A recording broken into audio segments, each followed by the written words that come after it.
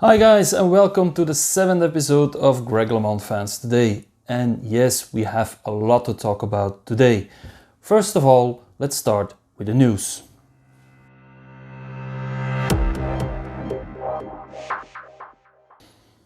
Some of us are still in a lockdown, but that doesn't mean there is no news. On the contrary, last month or 2 months ago, there was something changing on the Le Mans website.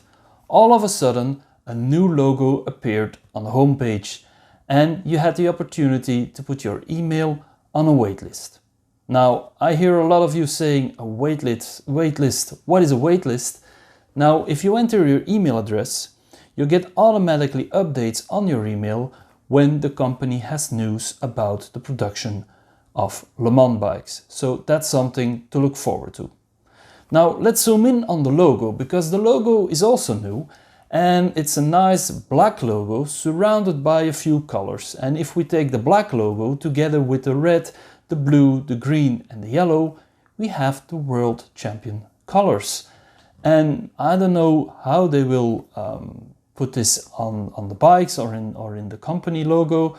But anyway, this is looking nice and things are moving. So I think when all this lockdown and COVID-19 is over, then things will proceed more quickly. Okay, what's next? There's gonna be a new documentary about Greg LeMond. Well, isn't that good to hear? Well, Alex Holmes is a producer and he will make a new movie documentary about Greg. It will be called Last Rider, and Last Rider will zoom in on the comeback of Greg LeMond after his hunting accident until his Tour de France wins, of course, in 1989. So there's no release date known yet, but as we speak, they're working on the footage. So that's good news. Okay, last but not least, for those who were planning on going to ride in Châtel, you know that's where the yearly event takes place, and we were there last year. Well, last time I said there might be a chance that the event will be cancelled, but it's not true. The event is postponed. It's been now planned on the weekend of 15 and 16 of August, and you can still go because it's a really nice ride and really nice environment to ride on your bike. One thing, Greg LeMond won't be there because he's still in this situation in the United States where there's no possibility to travel. So it won't be with Greg LeMond, it won't be with me as well or Nicholas, but you don't need us to have a great time. Okay, time to move on, to move back to 30 years ago, because last time we saw how Greg was having very bad results in the Spring Classics of 1990. And today we zoom back on exactly 30 years ago to see what happened next.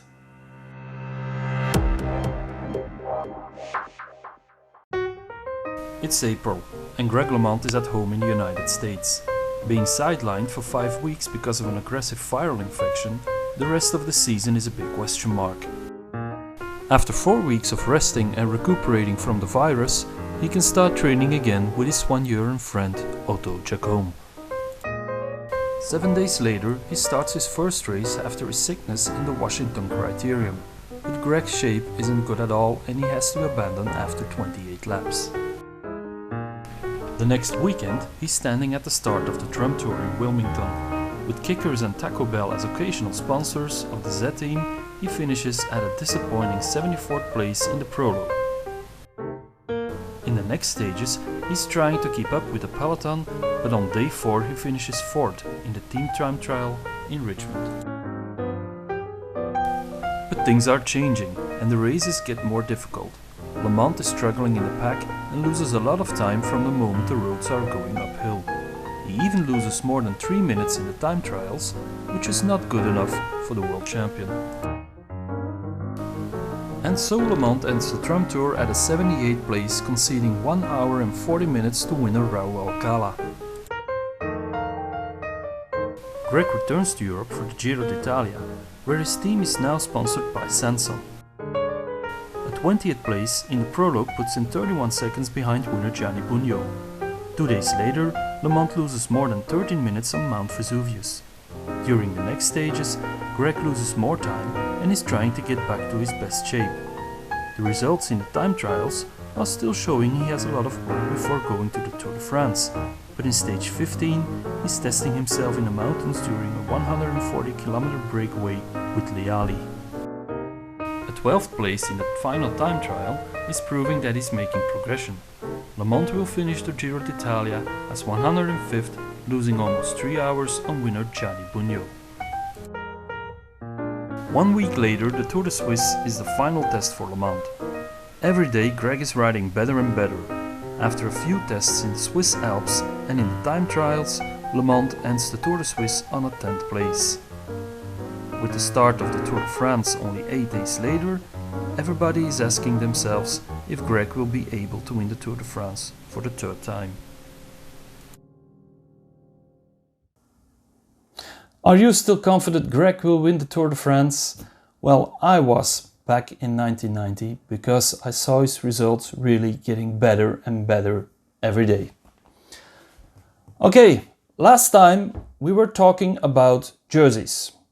I was showing you the differences between real jerseys and replica jerseys, and we were talking about the ADR jersey of 1989. Today we're gonna talk about jerseys again, but this time we're not gonna talk about ADR, but we're gonna talk about the Vie Claire jersey. Now, since I have only the 85 jersey, the 86 jersey there on my wall, and this is a real special one because this is from the Tour de France, and the 87 jersey, it's not enough to talk about. So I asked for a little help of my friend Nicholas, so let's see what he has to say. Join me.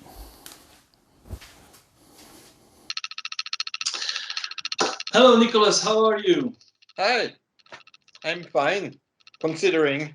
Nice to hear you. So Nicholas, what we're going to talk about today is the Vie Claire jerseys, and if I'm well informed, you have a lot of different jerseys and you're here to explain the differences between the real ones, the copies, and so on. All right. So here you go. Okay. So let's start with the beginning. And the beginning is not the beginning, because in the beginning, Greg was not in the Vie Claire team. So there was a jersey in 1984 that I don't have. It was not the same sponsors as this one. So this one is the 1985, I believe, jersey from Vie Claire. You have the Santini logo here, which is the trademark for this year. Nothing special apart from that.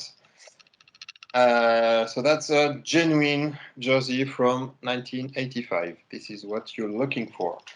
There you have a nice variant of this jersey, which is Greg's jersey. This is long sleeves. This is made of. This is not made of synthetic fabric. It's wool, which is quite rare for the Vie Claire jersey.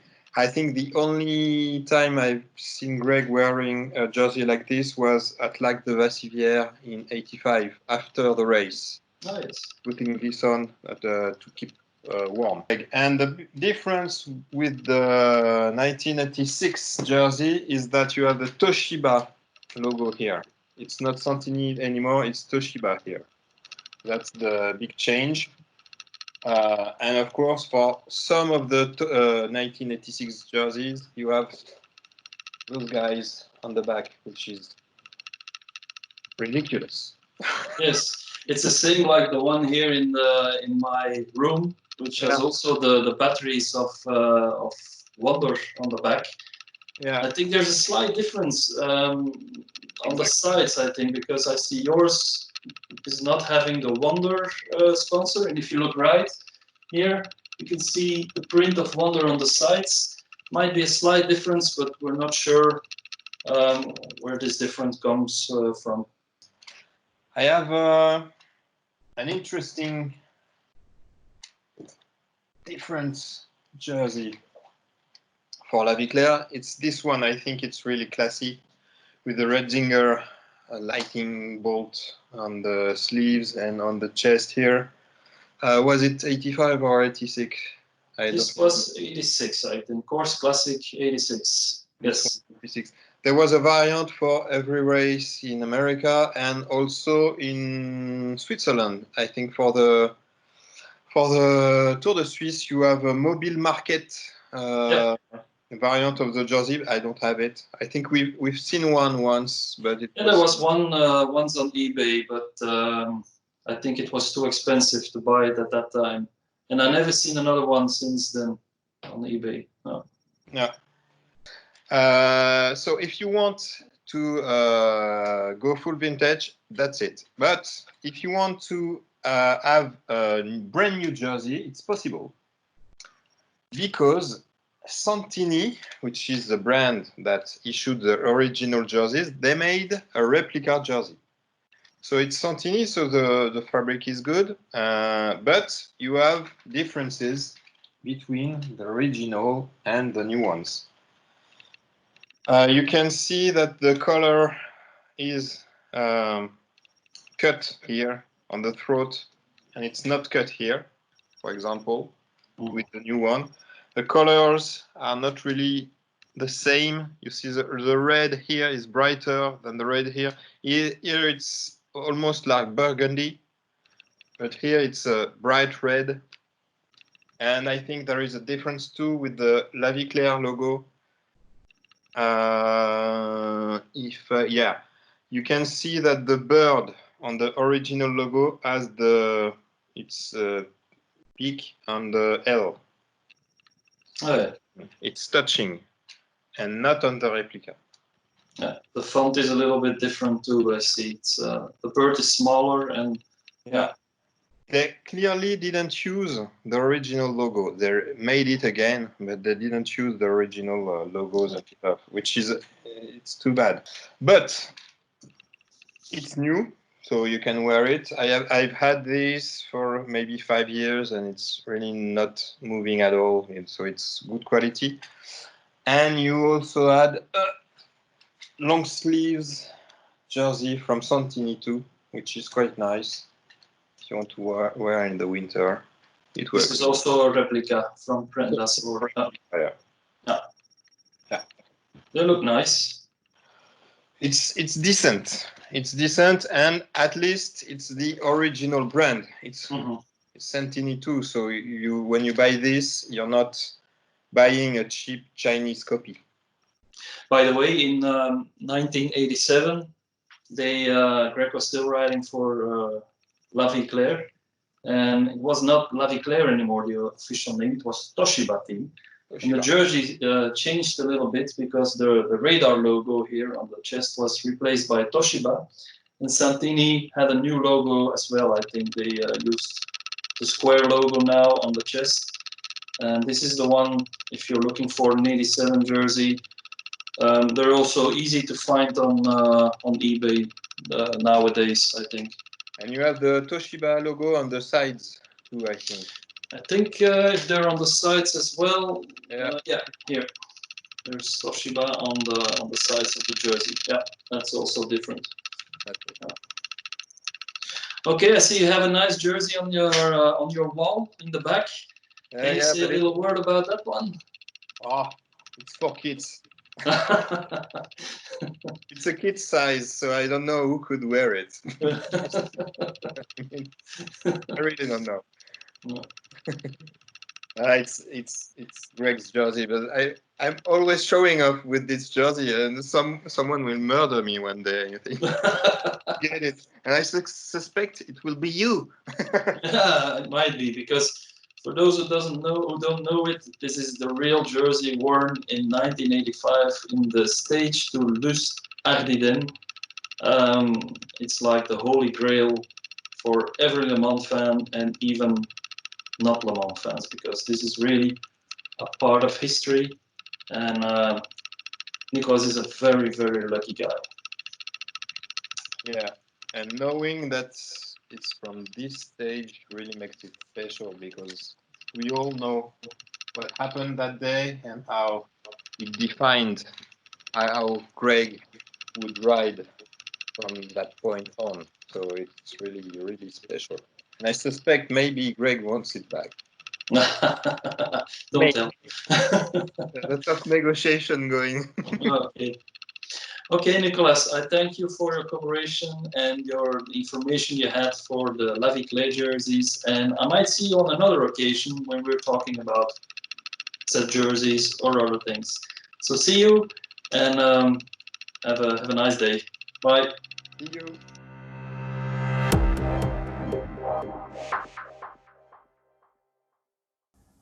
Well, thank you, Nicholas, for this information, and we might see each other again in the next episode to talk about other jerseys or another topic. Okay, when I ask you the question, when was the last time when Greg LeMond was wearing a yellow jersey? I guess a lot of you will say it was in the Tour de France of 1991 in the stage to Jaca, because the next day he lost his yellow jersey. And that's true. But the question is a yellow jersey, not the Tour de France yellow jersey. And the last time he wore a yellow jersey, then we have to go back to 1992 in the Tour de Pont.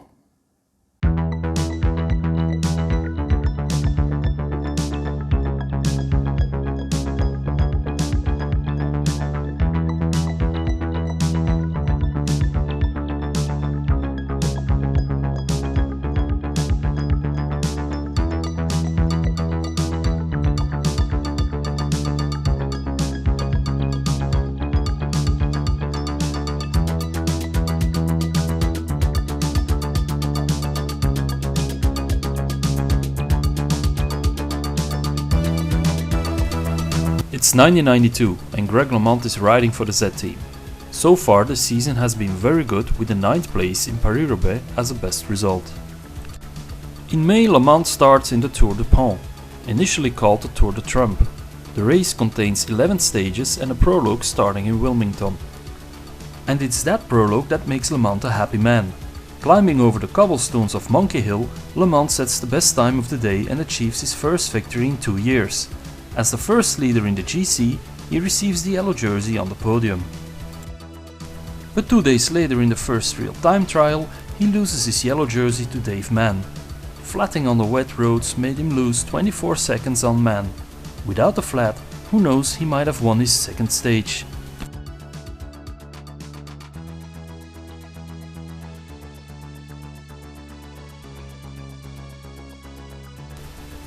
Anderson, Bugno and Fignon are Greg's most important competitors in the race.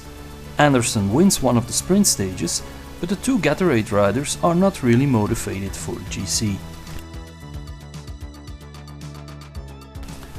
In stage 6, Dave Mann is dropped on the final climb, but it's LeMond's teammate Atlek Vasval who attacks and wins the stage. LeMond finishes 6th and jumps to 2nd place in the GC, only 12 seconds behind Steven Swart from the Course Light team. The next day, LeMond sprints to 3rd place, right behind Anderson, winning his 2nd stage.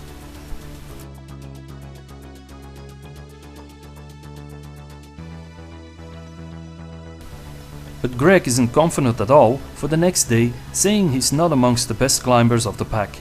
And tomorrow's stage to Wintergreen is finishing on top of the mountain. LeMond is right about his feeling. He's being dropped on the first climb, but his teammates bring him back to the front.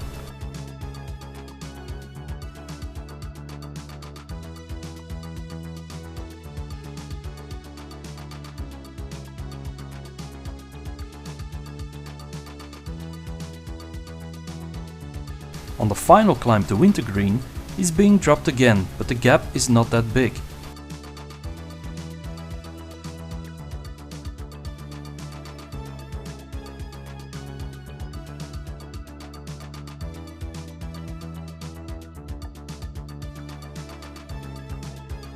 With Steven Swart being dropped by LeMond, Greg is back in the yellow jersey with a lead of only 0.13 of a second on his teammate Atlek Vasval.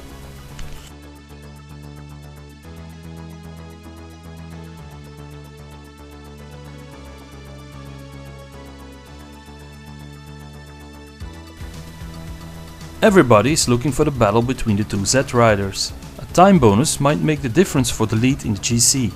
But Kvasvol is loyal to his leader and Greg keeps the yellow jersey until the last stage, a time trial of 25 kilometers in Washington.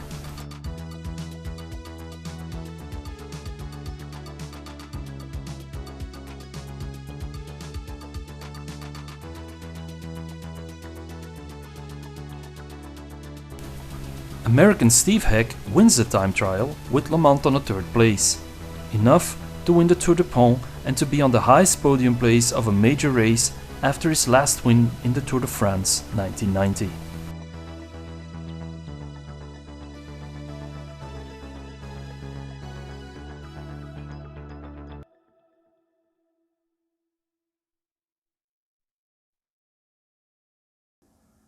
I remember this moment very well when I was reading the newspapers on Monday and I saw Greg LeMond won the Tour de Pont. I was so happy because it has been 2 years since he won a major race again. But at that moment I didn't realize it would really be his last victory in his career, because in 1992 I believe it was his best spring since 1986. Okay, we're almost at the end of the show, but there's still a fun part. Last time we did a little quiz, you know, the movie, and you had to search a name, an event, a race, anything. And we're gonna see what was the answer, because I received a lot of good answers, but there were also a lot of wrong answers. So here's the answer of our first quiz.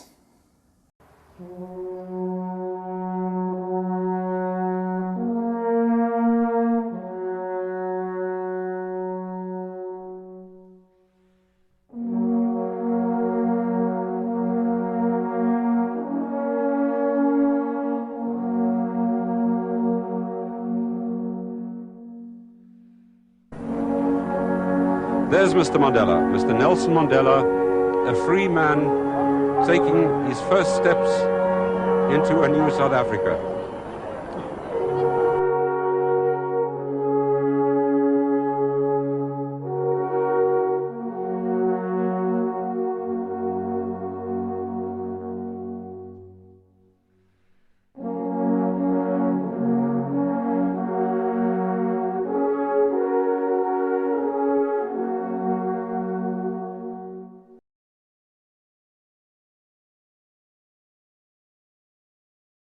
The Grand Prix of Zurich in 1990. Alright, you know how it works now, so here's a new quiz for you.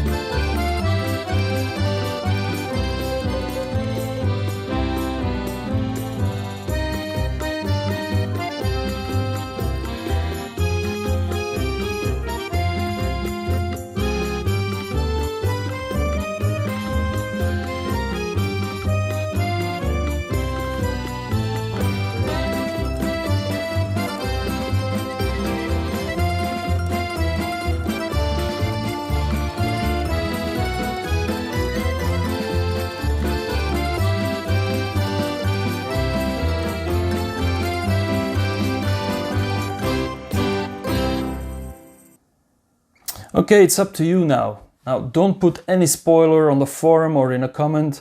And if you really want to make sure, if you really found the answer, just send us a message and we'll verify if you're right or wrong. Okay guys, we're at the end of the show. We'll be back next time with an 8th episode and we'll be treating the same topics. We'll go back to 1990 with the Tour de France this time. There will be a new Le Mans story. And of course, we'll be talking about jerseys. So all I have to say is keep safe and see you next time. Ciao!